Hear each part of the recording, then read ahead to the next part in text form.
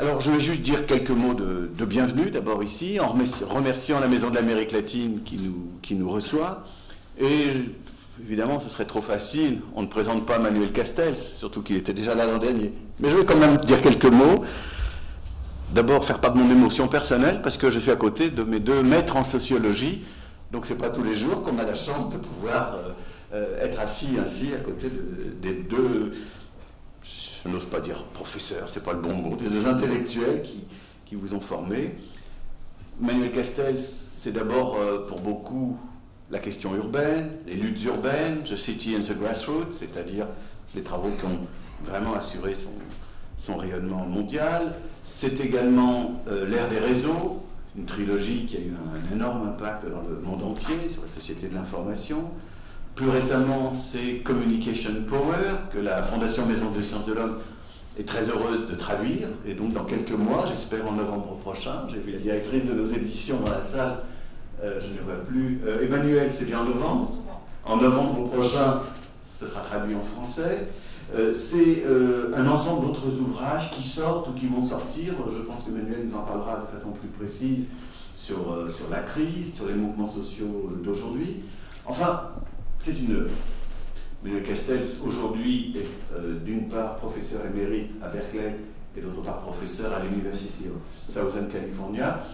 Et puis, s'il est ici aujourd'hui, c'est parce qu'il est aussi le titulaire de la chaire de ce collège d'études mondiales qu'avec Alain Touraine et de nombreux amis présents dans cette salle, nous sommes en train de mettre en place.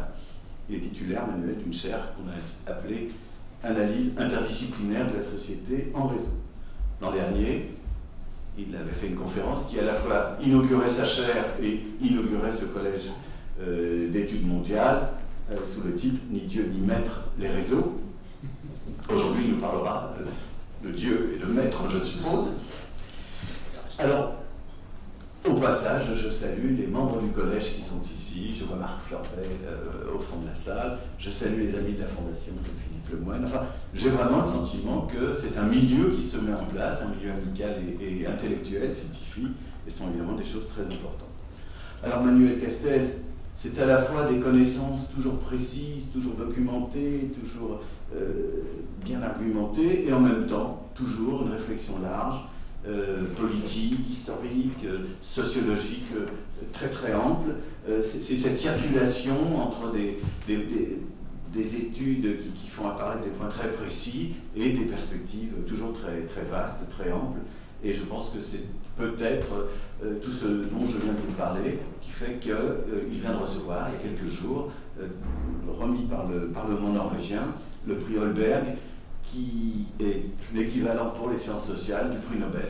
Et donc nous avons la chance d'avoir une de ces premières conférences de titulaire de ce prix. Voilà, écoutez, je ne vais pas en dire plus, parce que c'est pas moi de parler trop. Je remercie Manuel Castells, je remercie Alain Touraine de bien vouloir ouvrir cette séance dans cette maison d'Amérique latine. Nous sommes toujours bien heureux de pouvoir venir.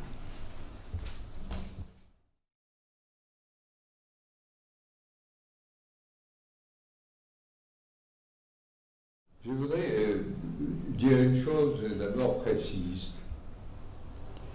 Il y a environ 40 ans, légèrement plus de 40 ans, quelques personnes ont commencé à se dire que la société industrielle changeait beaucoup, que peut-être il faudrait réfléchir à la possibilité de repenser, de renommer, d'établir des frontières ou toute une série de problèmes deux personnes, à ce moment-là, se sont mis à travailler là-dessus.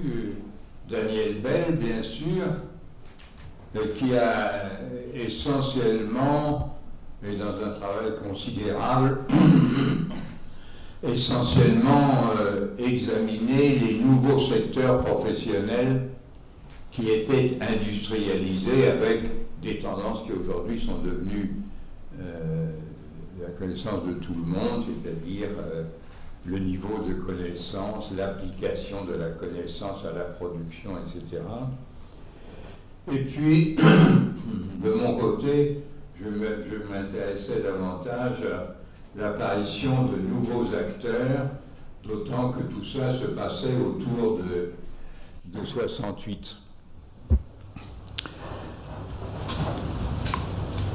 Tout ça a été accepté, considéré comme utile, mais au fond, tout ça n'était pas très satisfaisant, parce que s'en tenir à dire on est dans une société post-industrielle, c'est pas une définition très précise. On pourrait dire post-rural, post-agricole, post-n'importe quoi.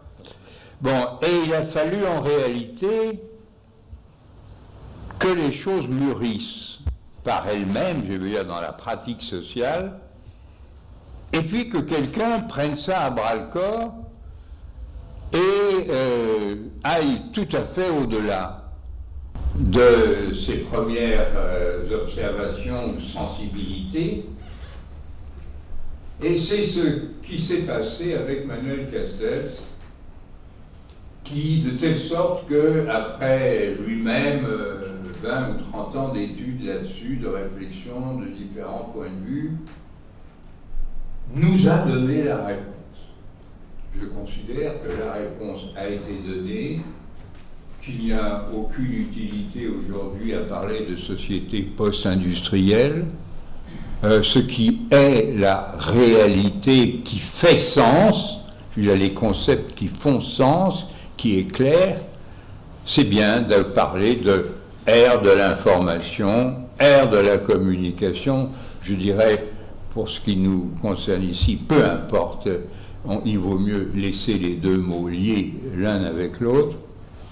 Et on s'est aperçu, d'abord avec les 3 volumes auxquels faisait allusion Dvorkin, et puis tous les autres qui sont venus après, qu'en effet, et je voudrais insister sur ce point pour des raisons qui seront peut-être claires dans une minute, plus claires dans une minute, c'est que Castells a insisté sur le fait qu'il s'agissait de définir, d'analyser un nouveau type de société. C'est une analyse sociale.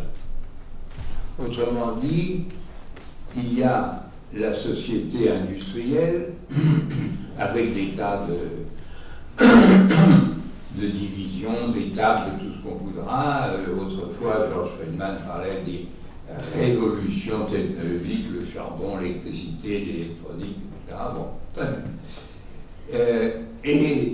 Castells insiste sur le fait que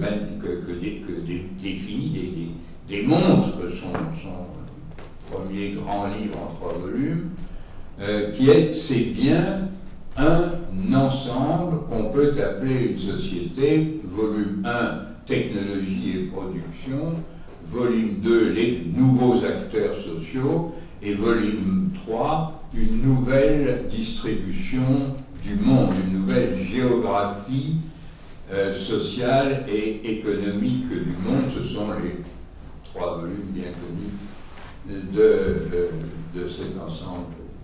Donc, et j'ajoute, puisque le mot a fait mouche et que c'est celui qui, au fond, il a gardé comme mot central, c'est une société, c'est pour ça que c'est une vision sociologique. Il a parlé d'une société en réseau, c'est-à-dire d'une forme d'organisation et de rapports sociaux qui est spécifique. Ceci me semble tout à fait essentiel pour des tas de raisons. Et comme on n'est pas là pour se faire uniquement des gentillesses, je voudrais en tirer une, non pas pour ne pas être gentil, mais voilà, tirer une conséquence de ça. Parce que reste un problème qui est gigantesque et sur lequel il faudra pendant encore 20 ou 30 ans revenir de manière assez active. Mais je dirais depuis le début des années 70, depuis que, disons, une vision financière dite néolibérale s'est emparée comme la misère du pauvre monde et a commencé en particulier à désindustrialiser le monde et à faire que on est arrivé à un moment où la plus grande partie des capitaux disponibles, ce sont des choses que Manuel Castells rappelle dans ses textes récents et que d'autres auteurs rappellent parce que c'est absolument fondamental, que la majorité des capitaux disponibles sont utilisés aujourd'hui sans fonction économique.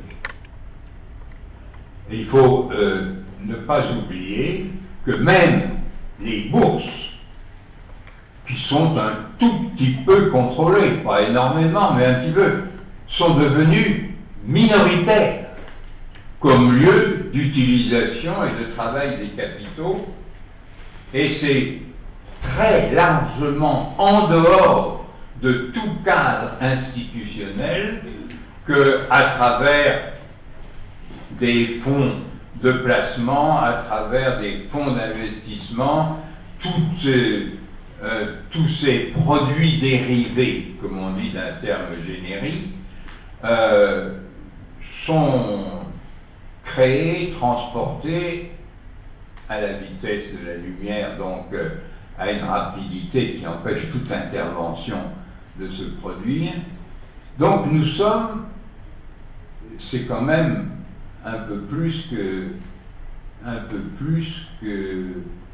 étape du développement de ce qu'on pourrait appeler une société industrielle.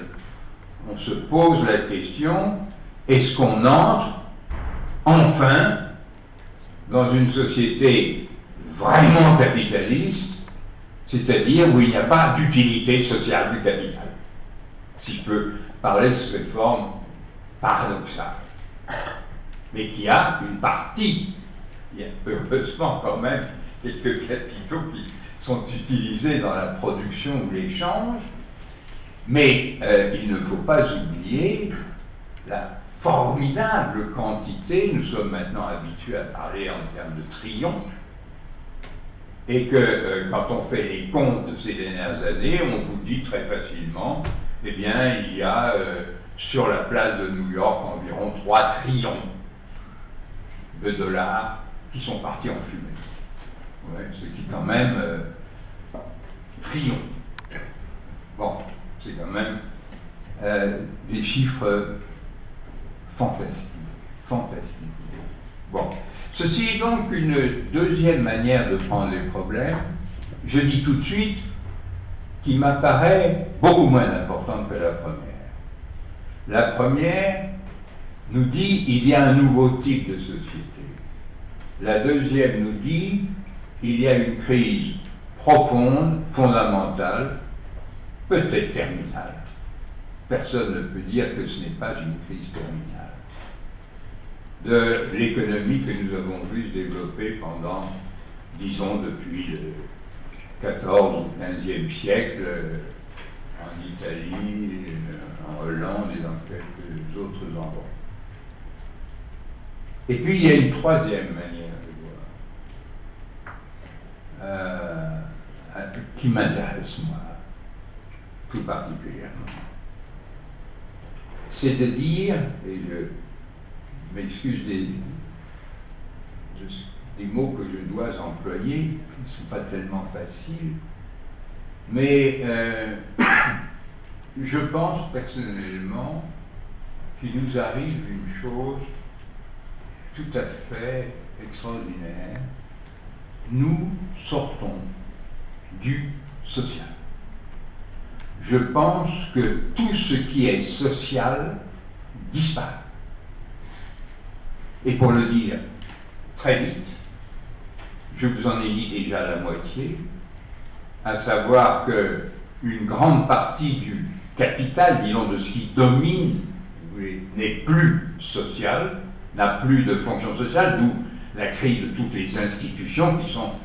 Les institutions, c'est une manière de transformer les ressources économiques en règles de fonctionnement social.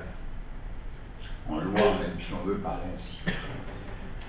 Mais de l'autre côté, et je tiens beaucoup à ça, je pense, et d'ailleurs je retrouvais dans le livre, je crois que c'est quand même le prochain, ensuite il y aura l'autre, mais il y a d'abord celui-là, il y a cette chose qui est tout à fait fondamentale et que je vais indiquer aussi en citant un chiffre qui apparemment n'a pas de sens et que tout le monde a employé et que tout le monde cite à juste titre, qui est que les gens qui sont, comme on dit en Espagne, les indignadas, puisqu'ils le mettent au féminin, les indignadas disent, mais aussi les gens de Tunis ou les gens du Caire, disent, nous sommes 99 contre 1. C'est pas du tout 80 contre 20, ça vous pouvez appeler ça des classes sociales. Mais 99 contre 1, c'est plus des classes sociales. Vous pouvez dire, c'est la réalité contre le mensonge, c'est ce capital sans fonction sociale qui s'oppose à des gens qui sont, eux, si je peux dire, du travail sans capital. Et qui sont pour une grande partie des gens qui n'ont plus de travail et qui sont d'une assez belle expression, je trouve, une expression que j'aime bien parce qu'elle dit beaucoup de choses, celle de notre ami Farhad Khosrow-Khabar, qui, dans son récent livre sur le printemps arabe, a défini les gens, les acteurs du monde arabe, comme la would-be middle class. La would-be middle class, c'est-à-dire une définition qui est subjective et pas objective. C'est quand même pas un détail. Je veux dire, le subjectif ici commande, on veut exister socialement, mais on n'existe pas parce qu'on est dans un monde où ceux qui dominent, qu'ils soient des militaires, des hommes d'affaires, ou tout ce qu'on voudra, ou des gangsters, sont, ou les trois à la fois, sont des gens qui n'ont pas d'existence sociale. Ils ont beaucoup d'existence militaire, financière, tout ce qu'on voudra, mais pas sociale. Autrement dit, on est dans un monde où, à mon avis, il y a d'un côté du non-social financier, de l'autre côté du non-social, mais qui est de l'éthique, du moral, si vous voulez dire, mais je préférerais dire de l'éthique. Et entre l'éthique et le financier, il y a rien. Il y a des systèmes de signalisation automatique pour faire tourner les feux rouges, les feux verts ou les machines, mais il n'y a rien qui ait sens, qui soit institutionnel, et ça c'est un point auquel je suis très attaché, et je prétends que si on veut bien regarder les choses concrètement, il faut bien voir que aujourd'hui, qu'est-ce que c'est qu'une ville, qu'est-ce que c'est qu'une école, qu'est-ce que c'est qu'une famille, qu'est-ce que c'est que la démocratie, on n'en sait rien. Pour être honnête, on n'en sait rien. Voilà. C'est pour vous dire, voilà les trois niveaux auxquels on peut, ou les trois horizons dans lesquels on peut interpréter les problèmes que j'évoquais sous leur forme d'abord, disons, liés à la production ou à la technologie. Et Manuel Castells, pour l'instant, et je dirais la seule personne qui, dès le début, se soit jetée sur tout ça, avec l'idée de dire il faut parler de tout ça à la fois, depuis son grand livre.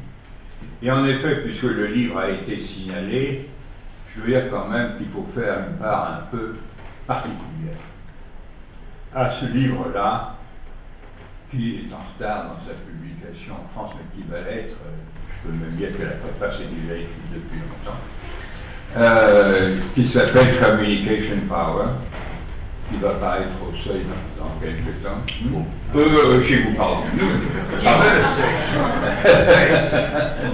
C'est encore à l'ère post-industrielle.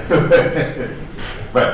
Eh bien, je vous en félicite parce que c'est un livre majeur et où, en particulier, les gens de mon âge trouvent des histoires sur Obama, sur la formation d'Obama, sur le milieu intellectuel de Chicago et des tas de choses qui ont versé ma jeunesse à Chicago, qui sont de la plus grande importance.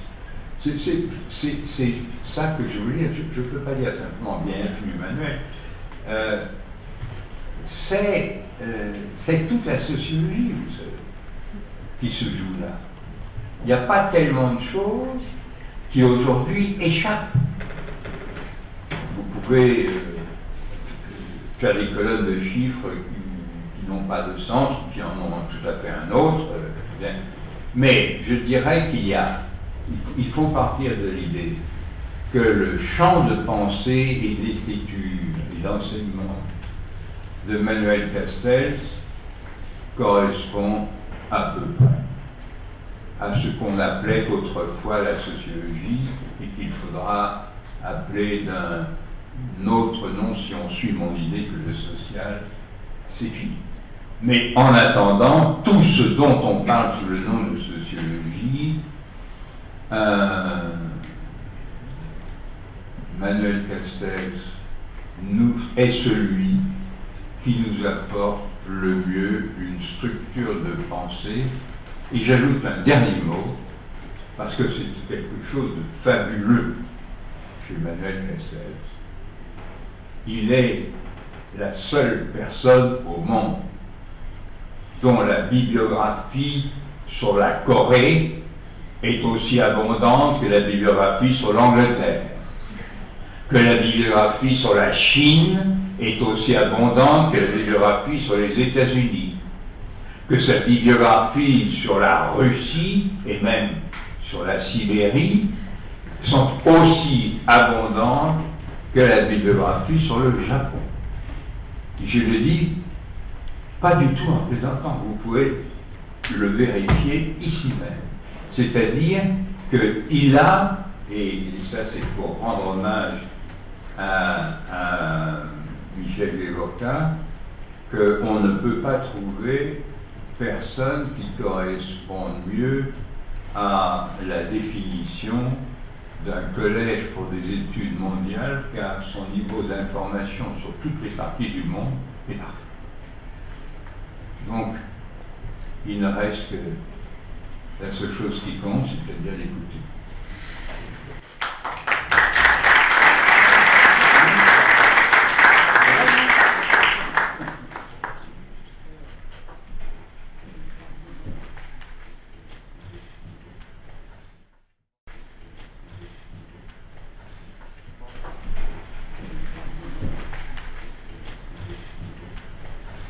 Bonsoir. Permettez-moi tout d'abord de remercier très sincèrement Michel Levorta, mon ami depuis très longtemps, mon collègue, et bien sûr Alain Touraine, mon père intellectuel de mille fois partout, qui m'a ému profondément. Parce que, bon, la définition d'un père intellectuel, c'est qu'on fait tout pour voir qu'est-ce que le père pense. C'est ça. Si je reçois le prix Holbert, mais Alain ne pense pas que c'est bien, problème. Donc, vous, le prix Holbert et Alain comptable. La vie intellectuelle commence. Et je vous remercie vraiment de votre présence ici et je remercie les organisateurs de de cette conférence qui me permet d'être ici avec vous et d'échanger, j'espère échanger quelques idées sur mes recherches actuelles. Ceci dit, mon remerciement aux organisateurs extérieurs est quand même relatif parce que je me sens chez moi.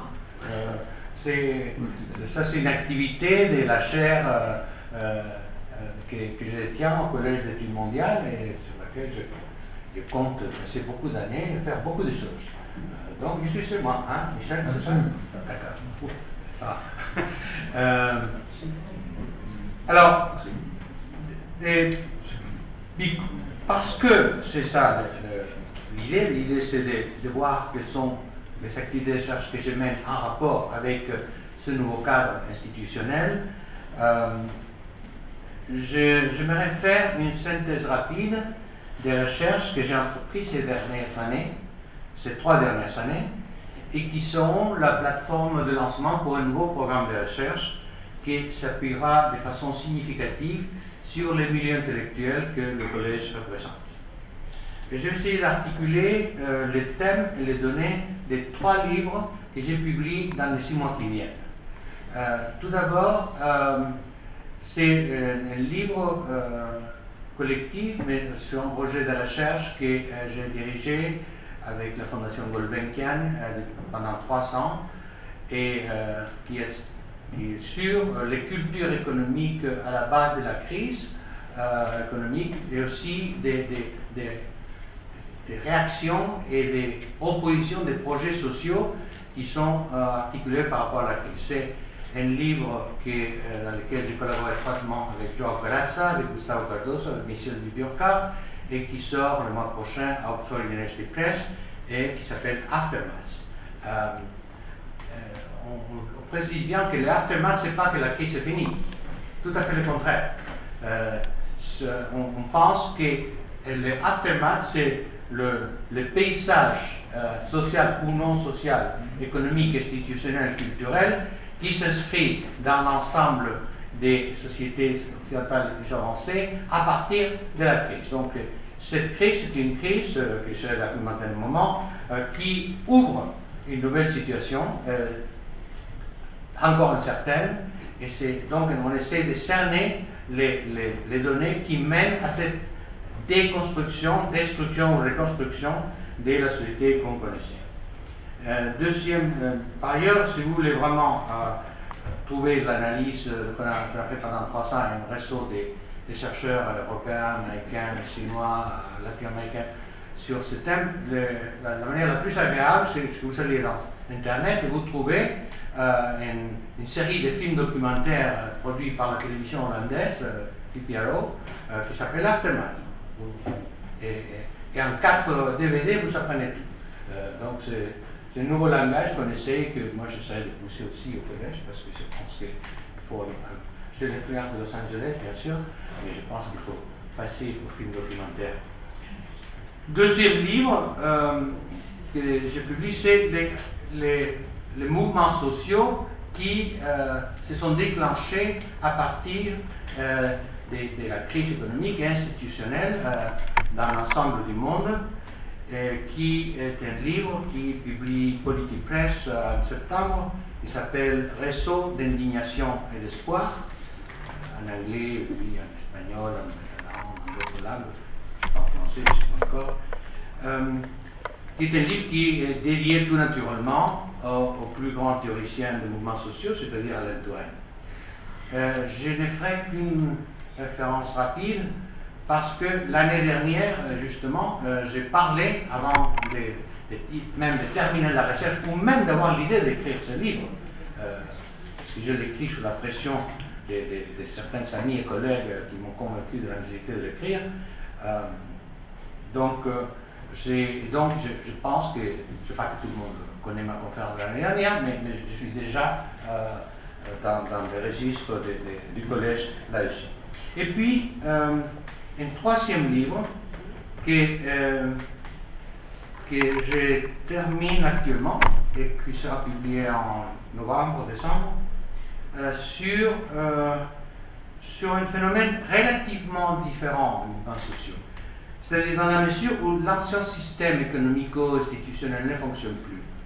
Et dans la mesure où il y a les mouvements sociaux, pour le moment, même si, à mon avis, sont profondément transformateurs par rapport sur le long terme, sur le court terme, ils piétinent sur la résistance d'un système politique suicidairement clos, qui a fermé les fenêtres, a fermé les portes, a créé un monde artificiel. Ils sont entre eux et ils ne savent pas, ou ils ne veulent pas savoir qu'ils sont en train de disparaître, et ne réagissent pas aux sociétés, ne réagissent pas aux problèmes économiques, institutionnels, culturels, etc. Si ça continue comme ça, d'ailleurs, toutes sortes de choses, pas nécessairement positives du point de vue des mouvements sociaux, peuvent se passer, et dans certains pays sont en train de se passer. C'est ce que, d'une certaine manière, ce que décrit Michel Buyurka dans son dernier livre, Evil. Il y a plein de evil qui est en train de surgir, tout comme des mouvements sociaux en même temps. Mais à côté de cela, il y a des dizaines et des dizaines de milliers de gens dans le monde que, même si certains participent dans des mouvements sociaux, en tout cas ne veulent pas attendre la révolution, ne veulent pas attendre des nouveaux mouvements sociaux et un changement complet de la société, veulent changer leur vie d'ores et déjà, veulent commencer à pratiquer une vie quotidienne et une économie propre qui ne suit pas les règles de l'économie capitaliste marchande. Et qui ne veulent pas être des marginaux. Ce n'est pas des néo-hippies. Ce n'est pas des gens qui fument du pot, qui s'en vont dans la forêt californienne ou dans la forêt de Fontainebleau pour faire leur truc. C'est des gens qui disent non, on ne peut pas vivre comme ça, on va vivre autrement, on peut le faire, et on est imaginatif, on est créatif, et on va trouver des moyens de faire autrement.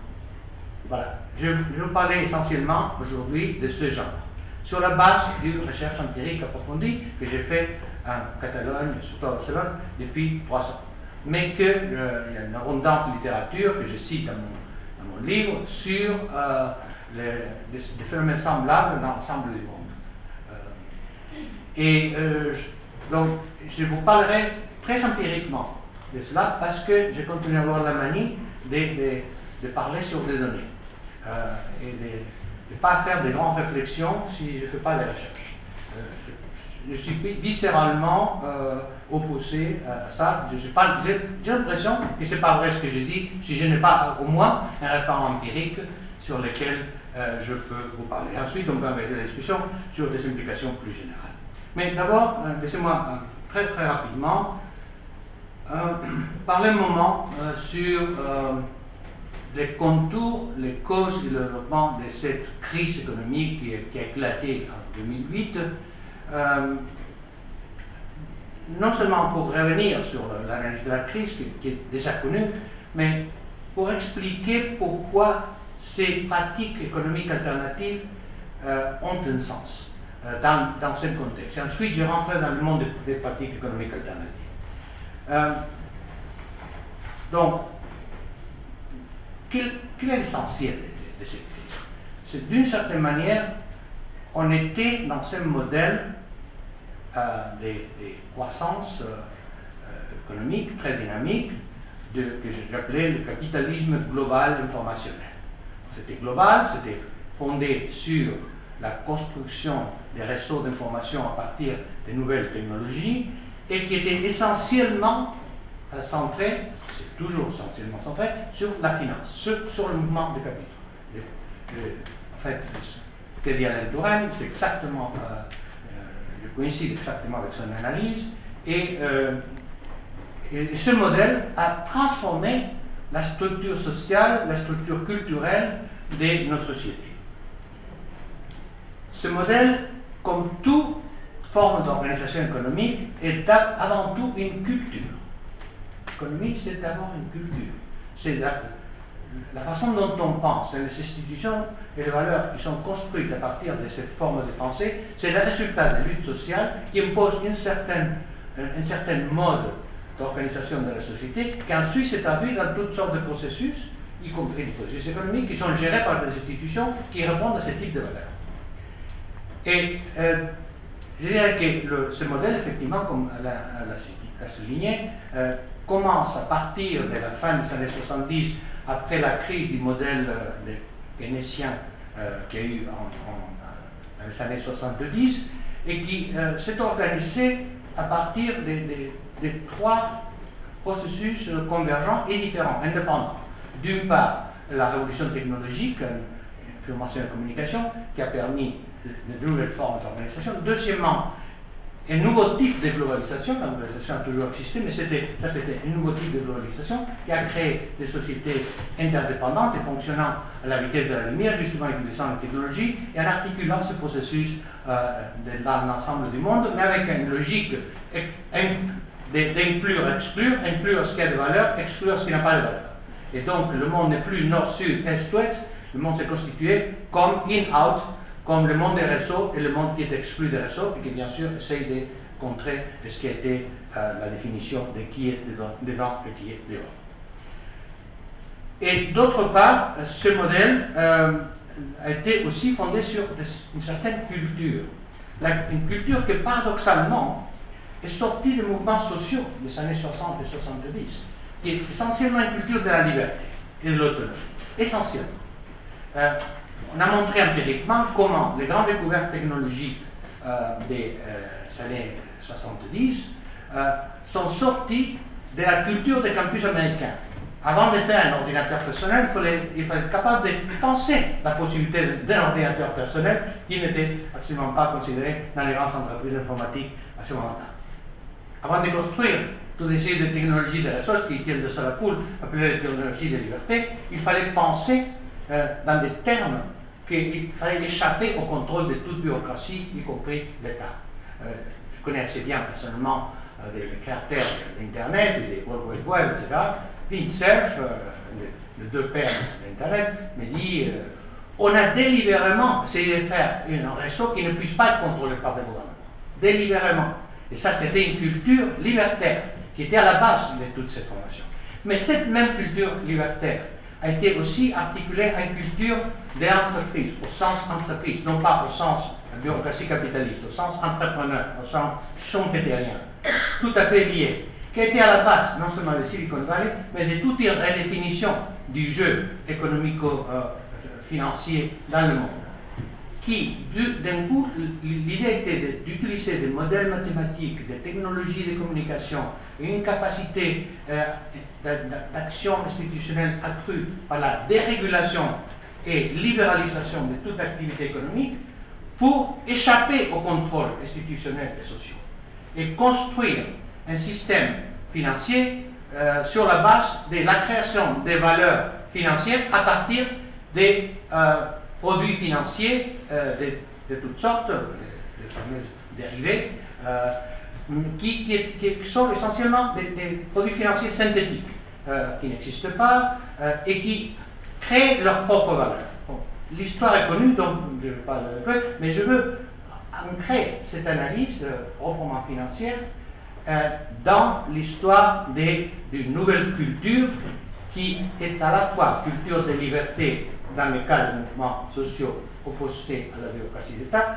mais culture de dérégulation, culture d'une certaine manière d'irresponsabilité sociale de la gestion du capital. C'est ça que je coïncide avec Alain. L'idée, c'est mon argent, c'est pour faire plus d'argent pour moi. Pour moi. Essentiellement pour moi. Et pour moi, ça ne veut pas dire la compagnie financière, ça veut dire moi, le financier qui agit. Et donc, la façon de créer des valeurs, c'était d'échapper au contrôle des régulateurs et d'imposer la loi du marché sur la base des nouveaux produits financiers. Là, il y a un nombre d'études actuellement qui montrent cela, et donc je ne reviendrai pas là-dessus. Mais ce qui s'est passé, c'est que le nouveau modèle qui est établi dans les années 80-90 s'est effondré par la propre dynamique de ce modèle de création de valeurs artificielles qui était fondée sur deux présupposés de base. D'abord, la connexion entre produits financiers et valeurs immobilières, cette connexion qui permettait d'ajouter des crédits de valeur aux produits financiers, était fondée sur l'idée que les valeurs immobilières montraient toujours. Ça, c'était la base. Et donc, on pouvait les utiliser comme garantie collatérale pour l'ensemble des produits financiers. Deuxièmement,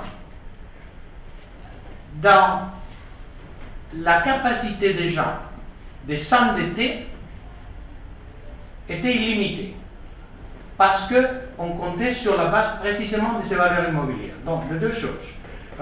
Les gens peuvent s'endetter à l'infini, et donc on peut faire une économie financière de type schéma pyramide.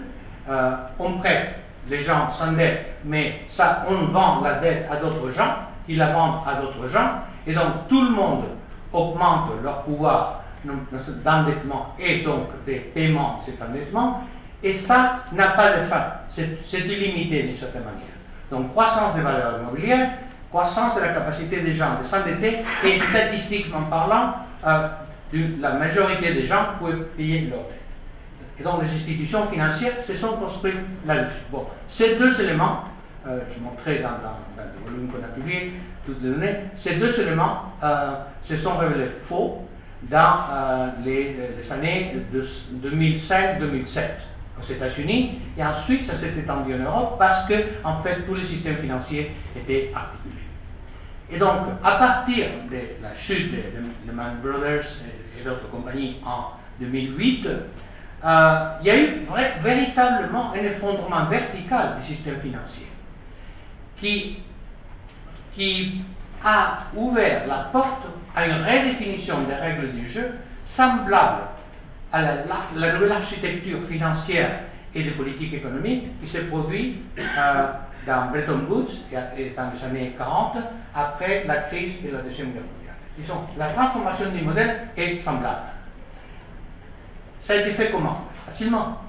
C'est l'État. L'État qui avait disparu dans tous les schémas néolibéraux de l'économie, l'État qui ne devait pas intervenir puisque le marché assurait la redistribution en équilibre, etc. C'est l'État qui a sauvé de la catastrophe financière.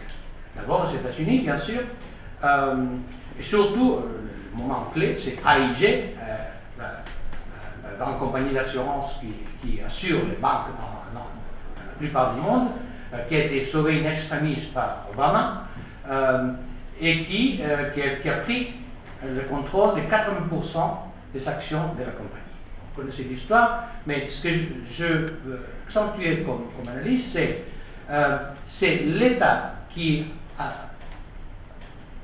a absorbé la dette des compagnies financières de la seule manière qui était possible, avec l'argent des contribuables, mais surtout en empruntant.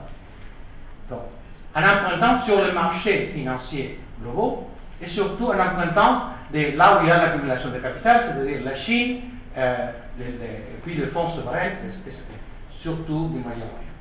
Et donc, les États-Unis d'abord et ensuite les pays européens, pour couvrir la crise financière, ont augmenté la dette publique.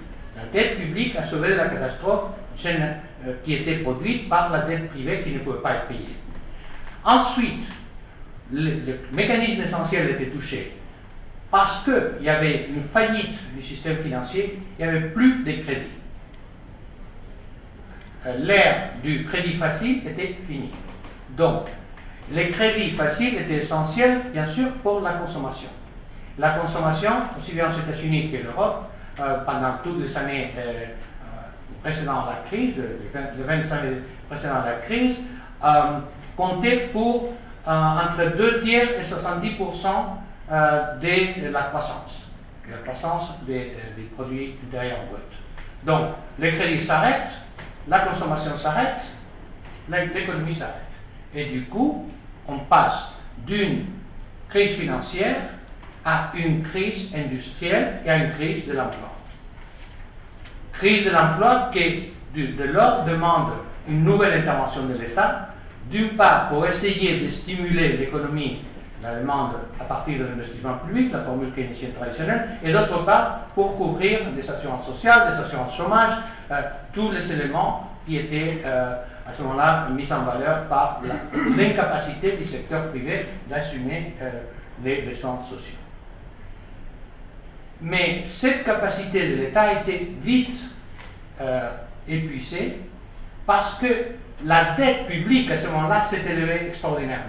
Vous voyez, endettement privé, collapse du crédit, fin de la capacité de prêter aux gens, donc arrêt de la machine économique, augmentation des coûts sociaux et des prestations sociales, et l'État qui arrive à la rescousse pour rétablir l'équilibre, mais à partir des fonds qui très vite se sont épuisés, et donc l'endettement privé a été doublé d'un endettement public gigantesque.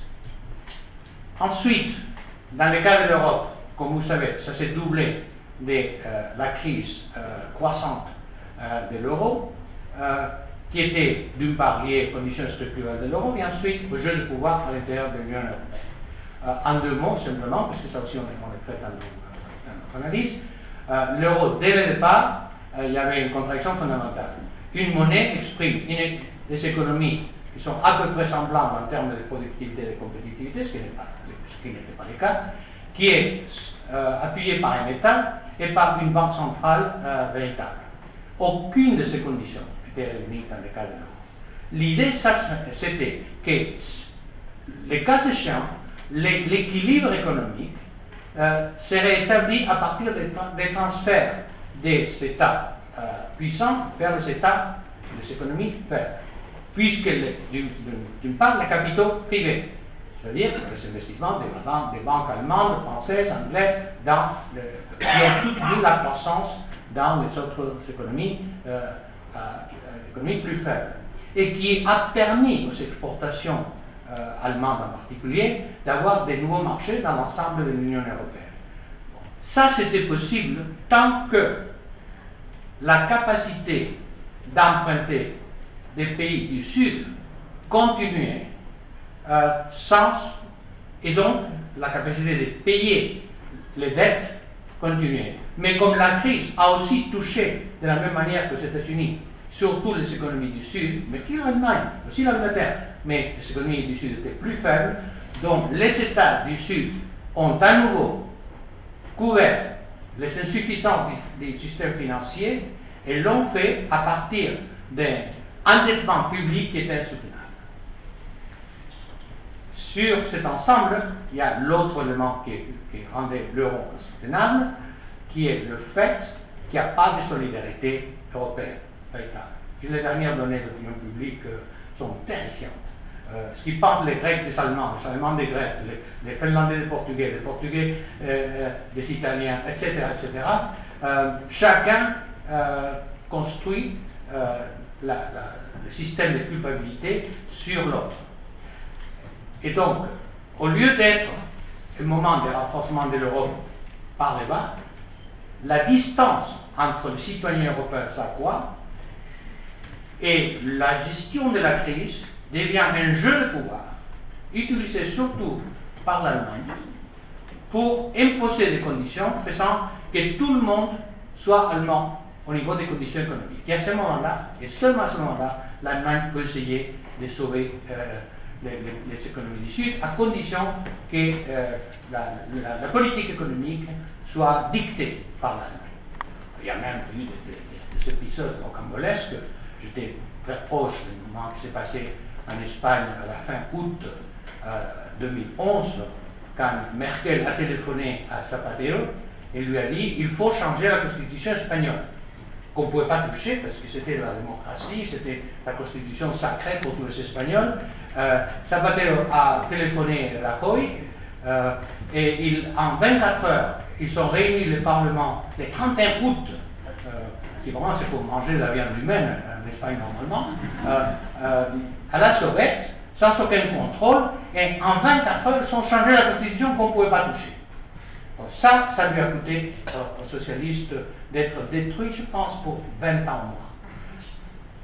Donc, il y a les deux choses qui se passent, à la fois les inconsistances, les contradictions, les incohérences du modèle économique et l'utilisation de cette crise pour imposer un nouveau rapport de pouvoir politique à l'intérieur de l'Europe, tout marchait très bien pour Mme Merkel avec Mercosi, mais là, il y a eu un petit accident de parcours, et là, elle doit redéfinir les choses, sauf que Hollande peut être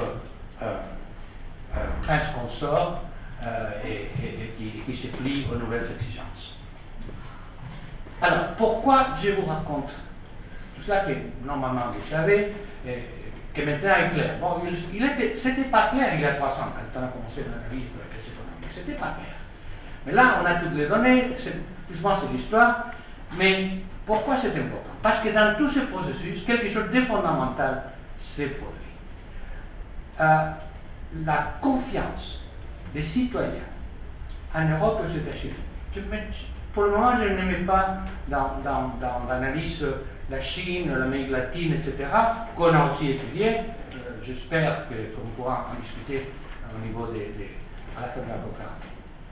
Mais la confiance qui était déjà ébranlée dans les institutions politiques et financières s'est complètement effondrée. Si tu peux mettre c'est simplement une illustration. C'est la confiance dans les banques. Vous voyez, c'est sauf la Finlande, d'une certaine manière, c'est les pays nordiques, mais vous voyez, tous les autres, en 2011, c'est le point le plus bas de confiance dans l'institution financière depuis 30 ans. Donc, les citoyens n'ont plus confiance dans les institutions qui gèrent leur argent. Deuxièmement, les politiques. Vous voyez la chute dans la confiance des parlements nationaux, des gouvernements nationaux et de l'Union européenne. Tous, sauf un point dans l'European Union de 2007, tous sont en chute. Ça, c'est 2011. 2012 est encore pire. Donc, d'une certaine manière, j'ai interviewé le nombre de dirigeants financiers, tous disent la même chose. Traditionnellement, la finance est basée sur une certaine confiance. Actuellement, il n'y a pas de confiance avec les clients, il n'y a pas de confiance entre les banques européennes. Les prêts interbancaires passent maintenant par la Banque centrale européenne. Les banques ne se prêtent pas entre eux. Refusent de confier. La même chose au niveau des citoyens.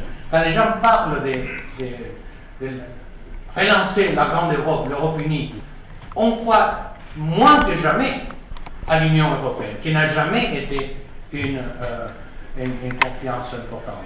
Je pense quand j'étais grâce à la Gena Lisbonne en 2000, et la Commission européenne m'avait demandé de faire le rapport sur l'identité européenne, sur laquelle toute la solidarité doit être basée. Et le résultat de ce rapport, et puis tout ce qui s'est passé après, l'a encore empiré, c'est qu'il n'y a pas d'identité européenne du tout.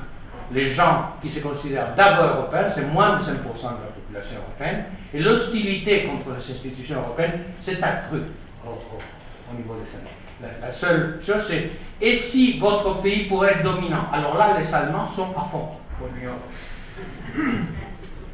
Donc, voilà, il y a une crise économique qui est caractérisée par 2 grands traits. D'abord, il s'aggrave. Il s'aggrave. Chaque jour, il y a moins d'investissements, moins de crédits, plus d'instabilité. La question sur l'euro est encore en train d'être essayée, Grèce ou pas Grèce. Le problème n'est pas seulement la Grèce, c'est l'Espagne, c'est l'Italie, etc., etc. Bon, la crise économique s'aggrave, l'incertitude s'aggrave, de plus en plus et de manière accélérée. En même temps, la confiance dans les institutions financières, donc économiques, et la confiance dans les appareils politiques, les gouvernements, les parlements, et surtout la classe politique, est au plus bas depuis 20 ans. Donc, non seulement il y a une crise, mais il y a une crise de la gestion de la crise. Il y a une crise des rapports avec les citoyens. Dans ces conditions, ce sont les sociétés qui sont en train de réagir dans l'ensemble et de se réarticuler sans compter avec les institutions. De plusieurs manières. De plusieurs manières. D'abord, il y a le mouvement ultranationaliste, xénophobe, raciste, comme chaque fois qu'il y a une grande crise, il y a toujours le danger d'une flambée de xénophobie et de racisme comme manière de désigner les coupables de la crise et donc rallier les gens contre l'ennemi extérieur. Et dans beaucoup de cas, des hommes politiques essayent d'organiser leur capital institutionnel sur cette base-là. D'abord, il faut d'abord dire ça, parce que sinon on passe immédiatement aux mouvements sociaux, et attention, c'est pas clair, c'est pas clair. En Scandinavie, c'est plutôt les mouvements xénophobes et racistes qui avancent. Vous savez, en Finlande, un pays que je considère très proche et sur lequel j'ai beaucoup travaillé, dernière sélection, il y a eu 20% tout de suite pour les véritables Finnois. Bon, ils sont en train de tomber actuellement. Mais en tout cas, il y a une flambée nationaliste et raciste considérable. Deuxièmement, les mouvements sociaux qui, depuis la conférence l'année dernière ici, ont continué à s'étendre dans l'ensemble du monde. On peut aussi en discuter si vous voulez. L'Espagne, par exemple, qui était des pays à la pointe des mouvements sociaux, tout le monde disait non, mais bon, ça a été l'année dernière, mais ils sont finis, mais 2012, il n'y aura plus rien. Bon, non, mai 2012, ils sont ressurgis, ils sont occupés pendant 3 jours, malgré l'opposition de la police, et ils ont réussi à ne pas déclencher une violence policière, etc. Donc le mouvement est là, parce que c'est un mouvement très différent, très nouveau, c'est un mouvement qui s'appelle rhizomatique, c'est-à-dire qui existe en Internet de manière permanente, ça discute tout le temps, ça organise tout le temps, ça débat tout le temps, et de temps en temps, il y a des interventions, soit publiques, soit des manifestations, soit des campagnes, soit différents éléments, soit un autre type de mouvement social. Et puis, il y a aussi des gens, une petite minorité, mais significative, je vais revenir là-dessus, qui ont décidé, d'accord, il faut s'opposer à cette crise. Cette crise, d'une certaine manière, ils considèrent, là je parle des acteurs, c'est pas moi qui parle, terminal du système. Ce système-là ne fonctionne plus, donc le système va être rétréci à un noyau dur, non pas des classes moyennes, des classes moyennes supérieures, tout à fait liées. Le 1% plus quelques 2, 3, 4% qui travaillent pour le 1%, et bon, c'est une analyse un peu primitive si vous voulez, mais qui va non pas à la pression statistique, mais à l'essentiel de la coupure de la société, non pas en deux, non pas à une société égalitaire, à la latino-américaine, mais entre des gens qui sont dans un système global avec une projection locale dans chaque pays, et puis l'immense majorité des gens qui n'ont rien à faire, rien à voir, et dont le pouvoir politique en fait leur a échappé, parce que le pouvoir politique est, là, c'est les acteurs qui parlent, est totalement contrôlé par l'élite financière. C'est ça la mission. Il y a une élite financière globale qui contrôle chaque économie, qui pratique le chantage systématique. C'est le film documentaire américain que je trouve très bon, Too Big to Fail. Si vous êtes suffisamment grand pour que ce soit une crise économique, alors les gens, à travers l'État, vont vous sauver. Il y a un sentiment total d'injustice qui est vraiment dans la majorité de la population, même si la majorité de la population n'est pas dans les rues. La majorité de la population, j'ai trouvé les données dans 22 pays du Gallup début 2012, la majorité des gens dans l'ensemble des pays où plus de gens approuvent que s'opposent, soutiennent le mouvement des indignés, Occupy, etc. Sur les thèmes, ensuite c'est intéressant que la majorité des gens aussi disent mais ils ne pourront pas changer les choses. Ça, c'est les deux choses à la fois. Et donc, il y a énormément de gens qui ont décidé de changer leur vie maintenant. Pas en sortant de la société, mais en organisant leur pratique économique, c'est-à-dire production, consommation, commerce, services, tout sur la base des réseaux de solidarité, des réseaux d'échange, des réseaux d'autoproduction, et travailler moins de manière salariée pour avoir plus de temps. Ils sont généralement un petit salaire, mais ils s'organisent l'essentiel de leur vie autrement. Alors on a fait une recherche qu'on a commencé il y a 3 ans, on l'a terminée. Donc l'essentiel des données, ça vient de l'année 2010. Une recherche à 2 niveaux. Une recherche sur l'aire métropolitaine de Barcelone. Bien sûr, les gens considèrent que l'aire métropolitaine de Barcelone, c'est plus active, dynamique, créatrice, rebelle que la plupart des autres villes. Ça dépend. Ça dépend. Moi, je rentre de New York, ça bouge à New York. J'étais la semaine dernière à Moscou, ça bouge à Moscou. Donc c'est moins qu'à New York d'ailleurs, même si les manifestations sont plus dures. Mais ce qu'on a fait, on a identifié d'abord des réseaux, des individus, des organisations qui, dans leur vie quotidienne, pratiquaient une autre économie. Et on les a analysés à 2 niveaux. On a fait des interviews en profondeur des acteurs clés. Et ensuite, on a fait l'intervention sociologique, un électoral, avec des groupes focalisés, des discussions, sélectionner du point de vue de certaines caractéristiques, aussi sélectionner en les opposant à des gens, disons, normaux, qui étaient dans l'économie normale, enregistrant les débats. Et pour les faire réagir, ce qu'on a fait un film. On a fait un film sur les pratiques les plus avancées, un film d'1 heure, un film documentaire, qui maintenant est distribué dans l'ensemble du monde par Internet, et auquel c'était le stimulus, qu'on projetait le film dans ces groupes, ensuite il discutait pendant toute une journée. Et on enregistrait et on établissait le débat. Ce que je vous présente, c'est des résultats de cette recherche. Mais aussi, je vous présente des résultats, et ensuite je commente, d'une recherche qu'on a articulée à cela. Quand on a fini cette recherche, on a vu quand même que c'était des pratiques économiques différentes, nouvelles, très avancées, complètement contradictoires avec ce qu'on pense des sociétés capitalistes. On a dit, bon d'accord, mais ça c'est des gens conscients, c'est des gens... Et qu'est-ce qui se passe dans la population de Barcelone, dans l'ensemble? Alors, en sociologue classique, j'ai fait une enquête à interview sur un échantillon représentatif de la population de Barcelone, bien calculé, 800 interviews. Il y en a sur la base des 26 pratiques économiques alternatives qu'on a identifiées dans le groupe. Et on a demandé à l'ensemble de la population s'ils faisaient ou pas, et dans quelles conditions, et comment, et de quelle manière, ces 26 pratiques. Alors, voilà des résultats, et ensuite je ferai quelques petits commentaires. Si tu peux mettre le... Bon, ça c'est la charte des réseaux qu'on a pu établir dans l'aire métropolitaine de Barcelone. Toutes les choses qui se passent, qui sont les mêmes qui se passent dans l'ensemble du monde. C'est-à-dire des réseaux de troc.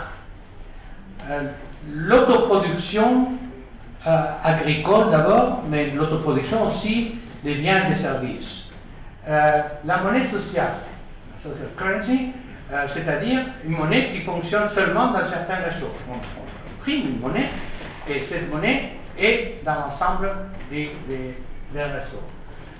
Des banques de temps dans lesquelles les gens vont et je vous donne 2 heures et moi je vous offre 2 heures, voilà ce que je sais faire, et d'autres offrent 3 heures. Alors le système de la banque échange des services pendant 2 heures. Donc on échange du temps et des différentes facilités. Des coopératives de production, des coopératives de logement, des radios pirates, la publication, soit en papier, soit en internet, sans demander permis à qui que ce soit. des coopératives de consommation qui sont très importantes, la production agricole à la ville, verger urbain, des réseaux de production agroécologique, qui par exemple sont très importants dans le sud de la France. Dans le Midi français, il y a des milliers et des milliers de personnes dans des réseaux de production agroécologique. Des formes de théâtre, des réseaux de hackers, des cuisines coopératives. Vous savez déjà, ça, cet ensemble de pratiques existe dans l'ensemble du monde. À New York, par exemple, dans les coopératives de consommation alternative, il y a en ce moment à peu près 55 000 personnes. Dans le cas de Barcelone, cet ensemble-là représente, on a évalué en gros 40 000 personnes, ce qui n'est pas marginal, parce que c'est quand même 1% de l'aire métropolitaine. Plus, il y a 300 000 autres personnes qu'on a séparées, parce que c'est quand même pas la même chose, qui sont des clients de la banque éthique. La banque qui travaille sans profit et qui prête en fonction des critères sociaux, des critères, mais qui est en même temps soutenable, c'est-à-dire n'est pas en déficit. Donc, pourquoi et comment ces gens fonctionnent? D'abord, du point de vue descriptif, la moyenne d'âge dans ces cas-là ne sont pas des gosses. Hein. La moyenne d'âge sont 35 ans. Pour certains, c'est très jeune, enfin, 35 ans. C'est des hommes et des femmes à égalité. Il y a une minorité de couples avec enfants, parce qu'il y a une minorité de couples avec enfants, de toute façon, en Espagne. Les Espagnols sont arrêtés, surtout les Catalans, de produire des enfants. Mais il y a aussi des enfants dans les réseaux. Il y a, pour ne pas vous fatiguer de descriptif, le thème essentiel, c'est que ces gens-là, je parlerai ensuite de la population en général, sont dans des pratiques économiques alternatives essentiellement pour trouver un sens à leur vie. Non pas tellement pour pratiquer une idéologie, ils sont viscéralement anti-idéologiques. Les anarchistes sont tellement anarchistes qu'ils ne sont pas anarchistes. Et ils sont profondément idéologiques.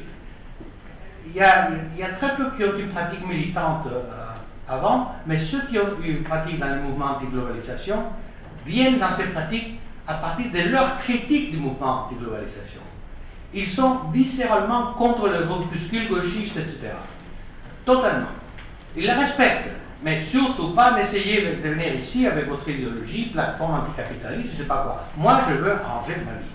Alors, sont politiques ou pas, on va voir un second. Mais d'abord, sont non idéologiques, mais en même temps, ils ne sont pas concernés avec la survie économique. Ce n'est pas ça leur problème. Ils pourraient trouver, quand nous on a interviewé il y a 2 ans, ils pouvaient encore trouver des boulots moyennement payés. Ils préféraient d'avoir un boulot très peu payé, mais avoir plus de temps pour organiser leur vie de manière différente.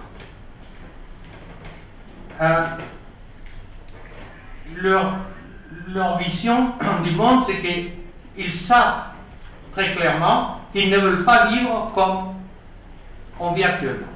Ils refusent de s'intégrer dans le système tel quel, mais ils refusent la marginalité. Donc, ils construisent des réseaux très vastes pour s'organiser et avoir une vie sociale, une vie dans les quartiers, une vie de coopératives, une vie de centres sociaux.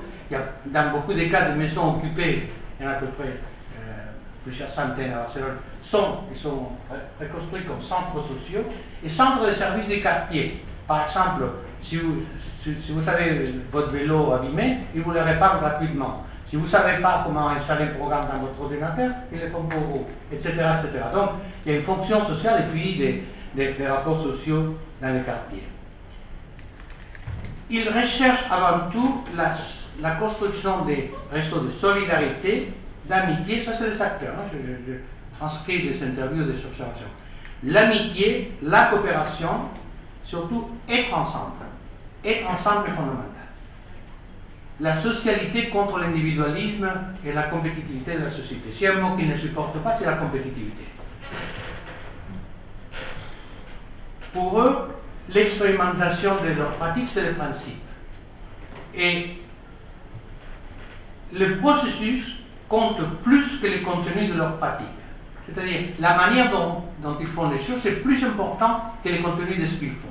Parce que l'essentiel, c'est de réapprendre à vivre par les moyens de leur pratique. Donc, d'une certaine manière, c'est des pratiques culturelles très matérielles et très matérialistes. Ils ne croient qu'à ce qu'ils font. Et ils ne pensent transformer la société qu'à partir de leur expérience. Ils refusent tout modèle abstrait, ils refusent toute idéologie, bien sûr, ils refusent les partis, mais ils refusent aussi l'organisation antipartie. Ils veulent reconstruire la société à partir de leur expérience directe. Pour vous donner un exemple, dans ce des groupes focalisés dans lesquels on a mis ensemble des gens, disons, normaux, c'est-à-dire des gens employés de banque, qui travaillent normalement, qui n'étaient pas enthousiastes du système, ni du capitalisme, ni de rien du tout. Et d'autres gens qui étaient dans la pratique économique de l'entraide, de la solidarité. Un débat essentiel a été que les gens qui mènent une vie, qui sont normales au sens des catégories sociales, disaient en fait, on voudrait être comme vous, on voudrait faire la même chose parce que on s'ennuie, on court tout le temps, on n'a jamais le temps de jouir de la famille, de jouir de la vie, mais on a peur. On a peur fondamentalement au moment où nos pensions devront être payées, parce que si on ne travaille pas maintenant à plein temps ou en mi-temps, on n'aura plus le droit à pension, et quand on sera vieux, on ne peut pas faire la même chose que vous, donc ça c'est autre chose. D'ailleurs, les gens qui, au niveau de la fédération, sont systématiquement opposés à ces pratiques sont les gens âgés, mais surtout les gens âgés ouvriers. La culture industrielle, la culture du travail est fondamentalement contre. C'est des petits cons qui ne savent pas travailler, ils sont paresseux, ils n'ont qu'à travailler comme tout le monde. J'oublie qu'il n'y a pas de travail en Espagne. Bon, à part ça, au niveau culturel, il y a le régime fondamental, ça vient de la culture industrielle traditionnelle. Bon, alors on a mis ces deux groupes en rapport. Les gens qui n'étaient pas contre, mais qui étaient à peu près dans la quarantaine. Alors le débat était passionnant parce que la réponse des gens qui sont engagés dans ces pratiques à ceux qui disaient nos pensions, a été de dire, vous savez, vos pensions, quand vous arrivez à l'âge de la retraite, ne seront plus là, parce qu'il n'y aura plus de pensions. Regardez ce qui se passe, ils vous coupent ci, ils vous coupent ça. Nous, nos réseaux de solidarité qu'on construit tous les jours, ils seront là. Donc, ils avaient découvert la théorie du capital social. C'est-à-dire, nos amis, nos réseaux, notre groupe d'entraide, ça reste, et ça c'est de l'autre. En fait, ça c'est de l'autre.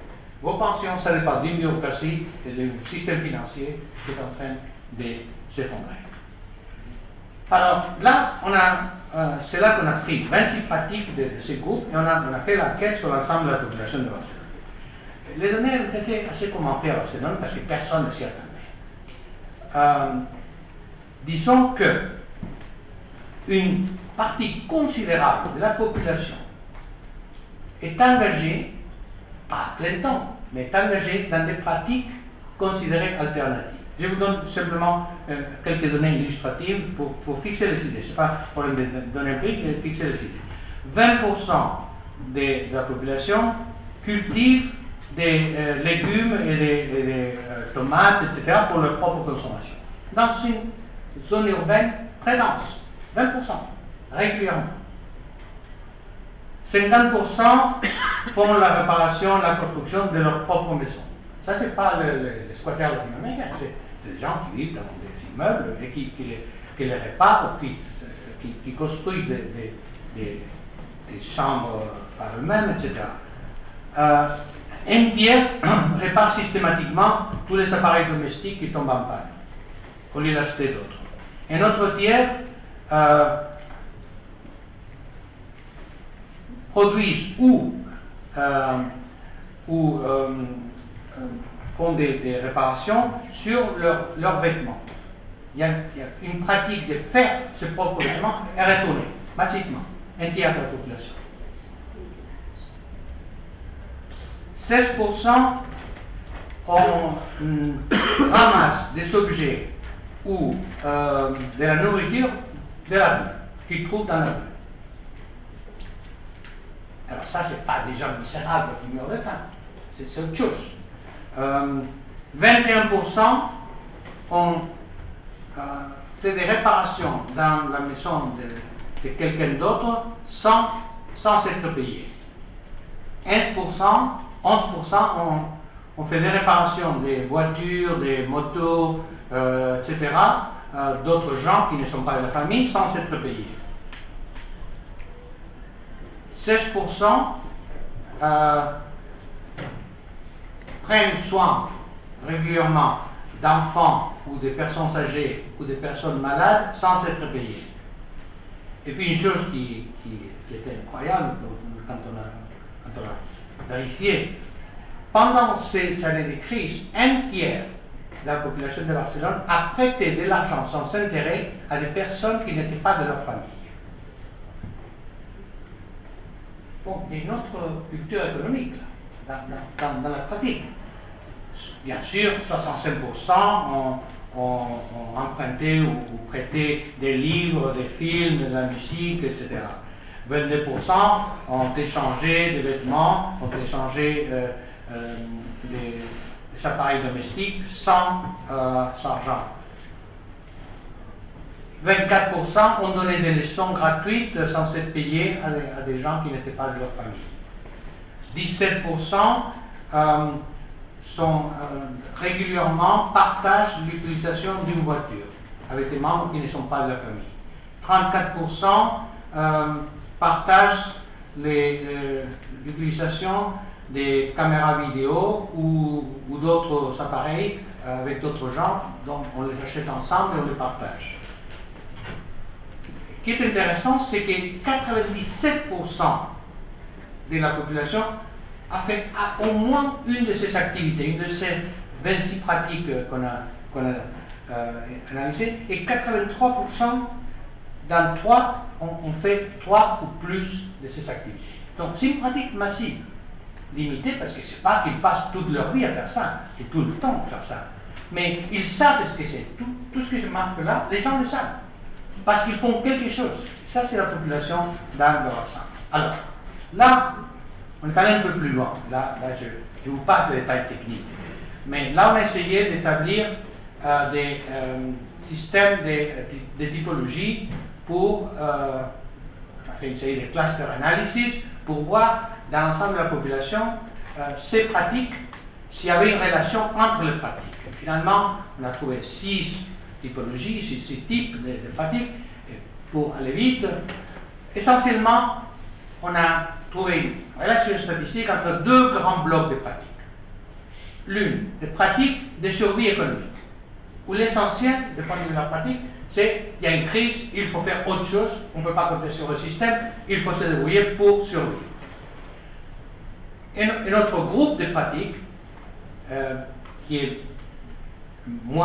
plus minoritaire mais important, c'est des gens, c'est des pratiques dont l'essentiel c'est le contenu relationnel, le contenu de faire d'autres choses, le sens de la vie, partager, être avec d'autres, la sociabilité de nouveaux types de cultures. À peu près 2 tiers des gens pratiquent plutôt la survie économique, un tiers des gens de la population ensemble pratiquent plutôt des cultures et des pratiques de solidarité. Et ensuite, on a essayé de voir pourquoi. Et donc, on a fait une analyse statistique causale. On a fait des analyses de correspondance statistique entre les caractéristiques sociales et les caractéristiques d'attitude dans le questionnaire et ces deux blocs de pratiques. Simplement pour savoir qui était pour la survie, qui était pour le changement de vie. Hein, pour simplifier. Ce qu'on a trouvé, c'est quand même intéressant, c'est que l'essentiel de détermination, les facteurs qui déterminaient, n'étaient pas des facteurs objectifs, mais subjectifs. C'est-à-dire, on a contrôlé par statut socio-économique, niveau d'éducation, niveau économique, impact de la crise, etc. normalement, oui, les gens qui ont été les plus touchés par la crise, les gens des niveaux socio-économiques plus bas, les gens qui avaient moins d'argent, sont plutôt portés vers des pratiques de survie. Mais, ça dans l'ensemble statistique. Mais du point de vue de la relation causale, l'essentiel, c'est des gens qui se constituent en tant que sujets, j'utilise le mot parce que des sujets, des changements sociaux qui veulent changer leur vie et à travers changer leur vie pensent qu'ils peuvent changer la société. Et ça, on l'a contrôlé par statut socio-économique, éducation, etc. Il n'y a pratiquement aucune corrélation. C'est la définition, je veux changer ma vie, quelle que soit la classe sociale, quel que soit le niveau économique. Avec une petite différence seulement. Des gens qui sont à la fois les plus portés subjectivement vers le changement social deviennent des acteurs extrêmement actifs dans certaines conditions socio-économiques, lesquelles des gens très éduqués, donc qui ont un diplôme au minimum universitaire, même plus, et qui n'ont pas, ou bien n'ont pas de travail, ou sont un travail peu payé. Et ce qui d'ailleurs coïncide exactement avec les leaders des mouvements sociaux dans l'ensemble du monde. Ce sont des mouvements sociaux qui sont dirigés par des gens très éduqués, sans perspective économique. Alors, dans le cas de Barcelone, les pratiques de changement de la société, les pratiques de changement des modèles de rapport, c'est à la fois parmi ces gens surtout, mais ce qui compte essentiellement, c'est moi, je veux changer ma vie. Quel que soit mon niveau économique, mon niveau d'éducation, mon idéologie politique. Donc, d'une certaine manière, ce qu'on a trouvé, c'est l'émergence de nouvelles pratiques économiques, qui, je dirais, dans des termes classiques, correspondent d'une part au règne de la nécessité, d'autre part au règne de la liberté. Mais la définition de qui répond à la nécessité et qui répond à la liberté est surtout une définition des gens qui se constituent un sujet individuel, et qui à partir de là essayent de construire des réseaux pour, à partir des réseaux des gens qui veulent changer leur vie maintenant, ils arrivent à construire une alternative. Je pense que l'essentiel de cette découverte, c'est que on a trouvé dans des débats analytiques qu'on vient de faire entre activité du mouvement et personnes fondamentalement engagées dans des processus de changement de la logique économique de leur vie. La différence entre eux est une différence d'horizon. Les économies alternatives veulent changer la vie maintenant. Les mouvements veulent créer des conditions de conscience pour rendre la vie un changement politique et institutionnel. Mais tous les deux pensent que c'est bien ce qu'ils font l'autre. Et en fait, mes observations du mouvement américain de Occupy Wall Street actuellement, Occupy Wall Street est en train de revenir là où Barcelone a commencé. C'est-à-dire, puisqu'on ne peut pas détruire le capitalisme demain, essayons de construire des réseaux, des valeurs alternatives, des pratiques alternatives à l'intérieur de la société, pas quittant la société, mais vidant la société de leur intérieur. Et trouvant des systèmes de solidarité, des systèmes de rapport, et entre nous, on sait que ça ne marche pas, et que le 99% des gens sont d'accord avec nous, mais n'osent pas. Et la manière de les aider à briser la barrière de la peur, c'est montrer que c'est possible et que rien ne se passe. Donc, d'une certaine manière, on dirait que, puisque ces pratiques refusent des leaders et refusent toute institutionnalisation, d'une certaine manière, on pourrait dire que c'est des pratiques utopiques. Mais attention, une fois qu'on dit utopique, c'est comme si on avait liquidé le problème. Mais les utopies ne sont pas des fantaisies. Les utopies sont des forces matérielles, sont des idées matérielles, puisqu'elles sont dans la pratique, et dans des pratiques qui ne sont pas quelques individus, mais qui sont dans l'ensemble de la société. En fait, d'une certaine manière, je dirais que toutes les grandes idéologies et tous les grands mouvements de l'histoire sont partis d'utopie. Le libéralisme est une utopie, le communisme est une utopie, l'anarchisme est une utopie, le socialisme est une utopie, le communautarisme religieux est une utopie, le nationalisme est une utopie. C'est des pratiques matérielles s'organisent toujours autour des systèmes de référence qui, du point de vue des institutions de la société, sont considérés irréalisables, utopiques. La réponse des acteurs à cela est ce qui est irréalisable, c'est votre économie qui ne marche plus, un système politique qui n'est pas légitime et qui est contesté par l'ensemble des gens, et qui d'une certaine manière sont restés par des secteurs de plus en plus grandissants de la société. Et donc, d'une certaine manière, ce peut être dans des pratiques économiques à la fois utopiques et visant à construire une autre vie quotidienne que nous trouvons les embryons de la société qui est en train de naître sous la décomposition sociale résultante d'une crise d'une économie qui a essayé de s'échapper de son enracinement de la société. Donc, d'une certaine manière, c'est de réancrer l'économie, la pratique de l'économie dans la constitution de nouvelles formes de relations sociales. Merci de votre attention.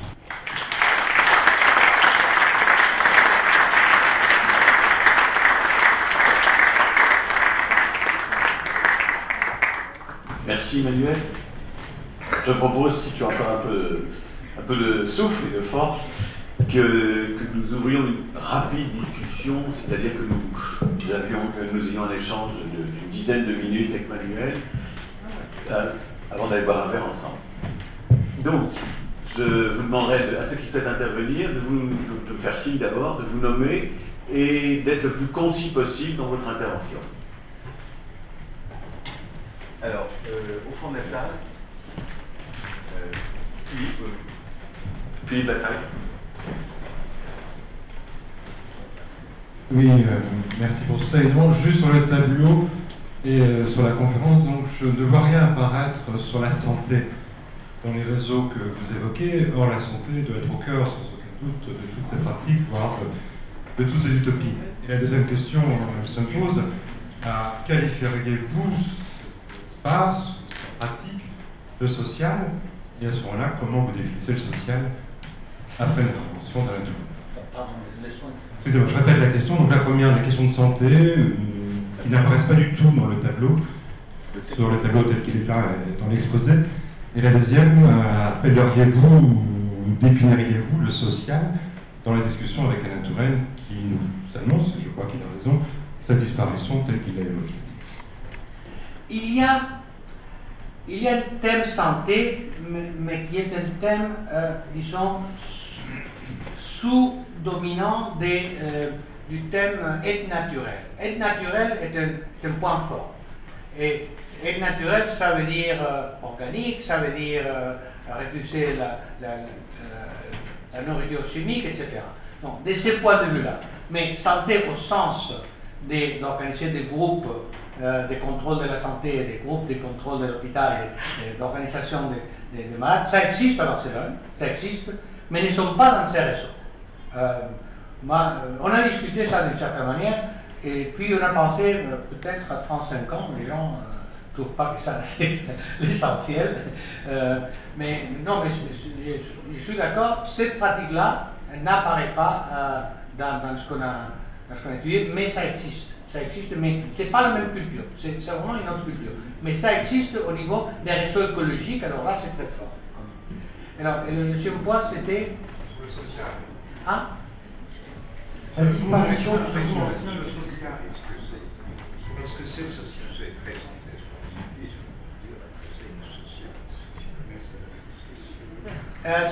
C'est réseau. Si, le social, c'est individuel. C'est individuel, mais il y a une volonté de coopération. Un mot-clé est coopération. Donc c'est toujours la construction des réseaux de coopération et même d'organisation de coopération horizontale. Ça c'est clair. Mais en partant de l'individu.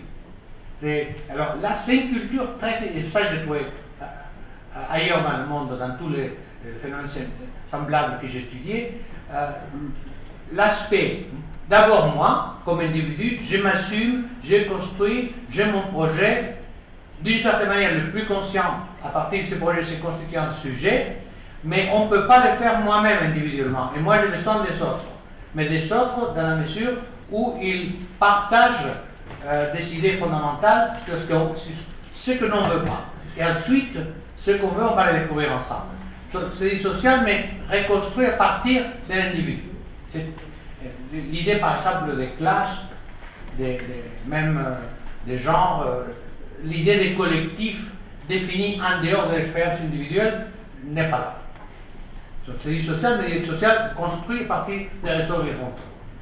Je veux bien vous croire que ces acteurs sont dans une espèce de post-capitalisme, mais je me demande si c'est juste que dans toutes les sociétés du marché, comme dirait Polanyi, il y a toujours des espaces qui ne sont pas soumis aux lois de marché. Je pense, dans ma propre vie, cette semaine, par exemple, j'ai un enfant qui est chez nous, qui vient de la Roumanie avec nous pour une semaine.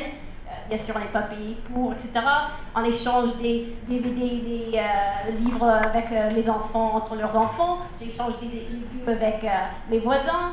Je fais du babysitting entre guillemets quand des enfants viennent et puis les autres viennent ailleurs. Alors, on vient de prêter notre voiture qui est à cette place à une collègue du travail de mon mari qui n'en a pas pour chercher des amis à l'aéroport. Et tout ça, tout ça, c'est tout à fait...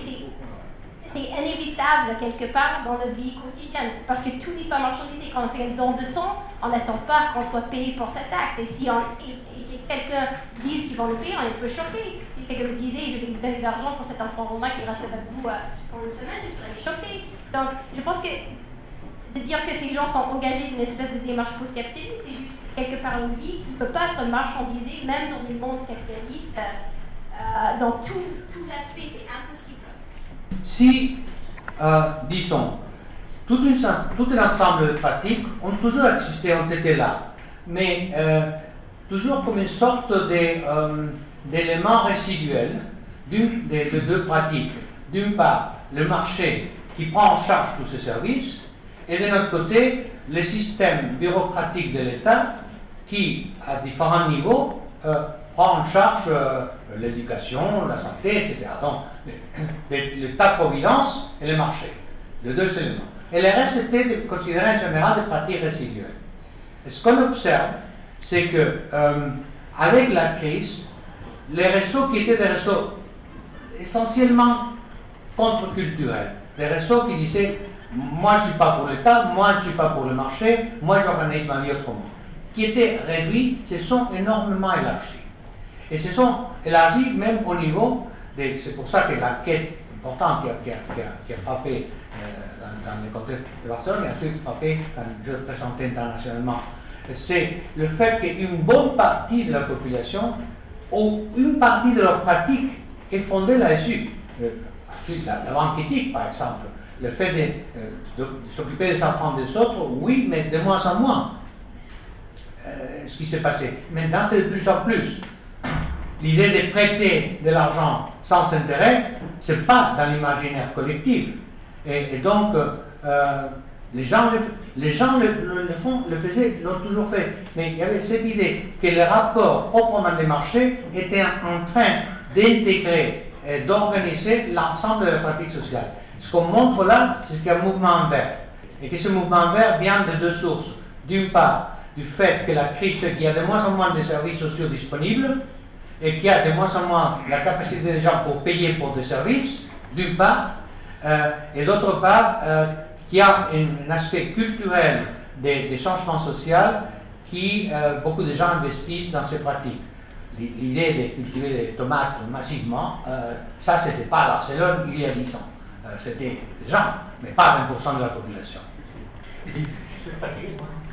Oui, vous avez parlé de pratiques alternatives et vous avez bien montré comment ça repose sur une prise de confiance, prise de distance, changement de logique, gratuité, altruisme dans certains cas, changement de temporalité, faire maintenant.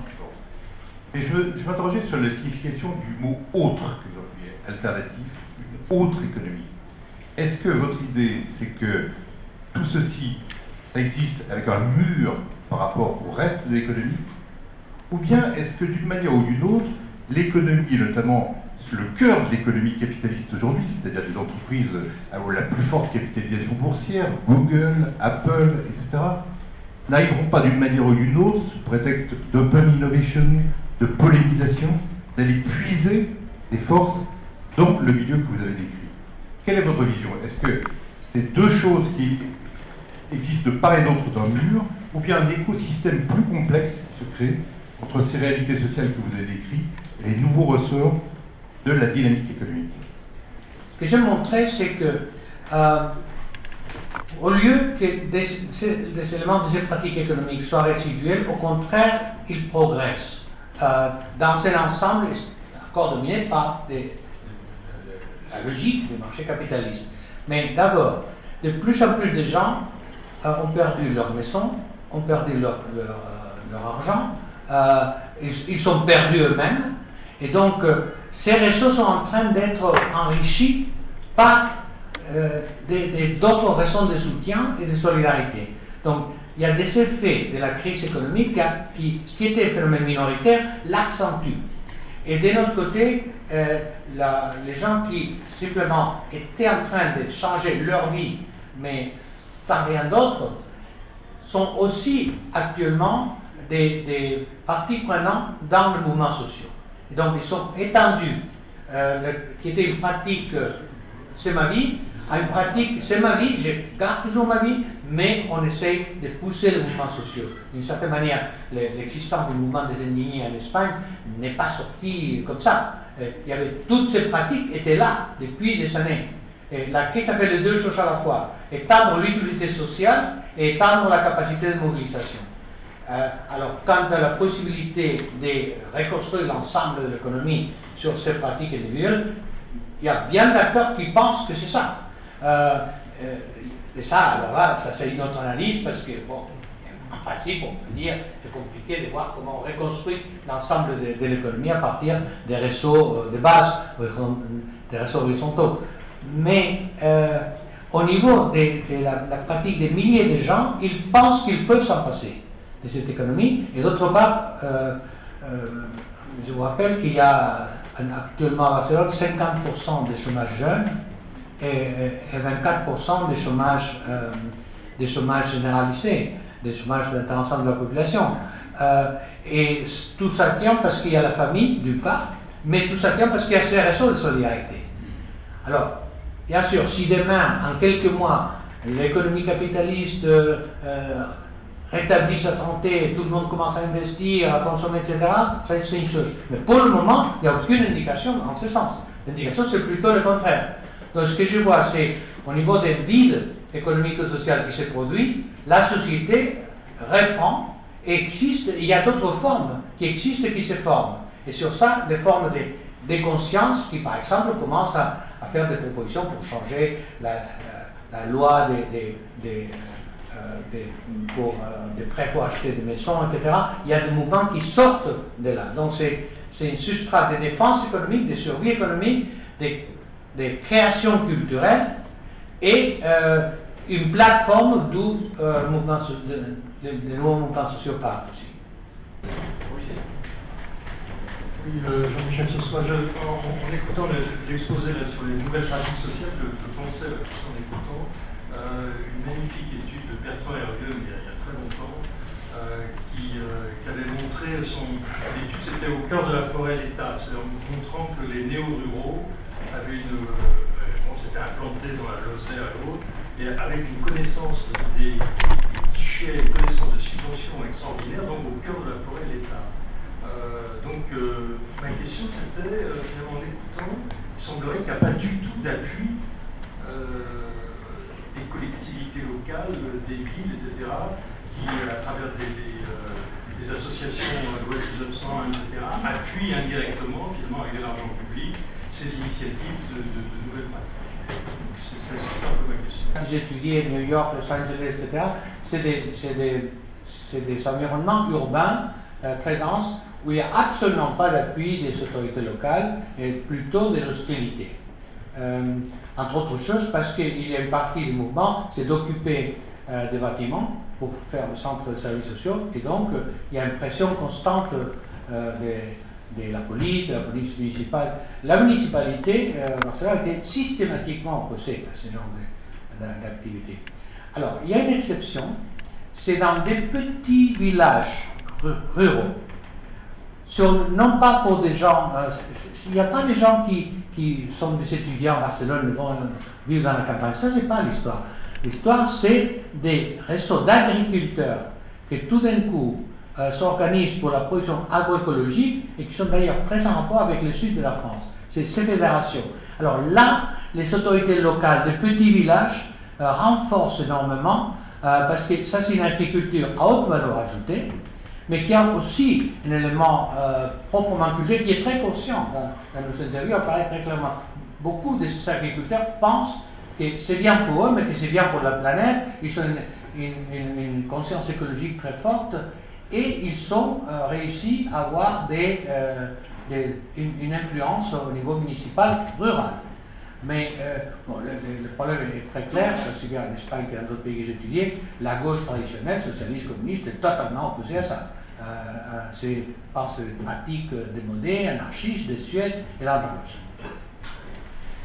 Quel rapport voyez-vous, et y en a-t-il un d'abord, entre ces pratiques économiques alternatives et les entrepreneurs sociaux qui veulent changer le monde à partir de leurs pratiques entrepreneuriales, éventuellement avec des entreprises en réseau pour rester dans votre domaine, et autour de l'entreprise sociale avec vision de changer le monde? D'une certaine manière, la logique d'échange le monde à partir de ce que j'ai fait et à partir d'un projet d'entrepreneur, c'est la même, d'une certaine manière.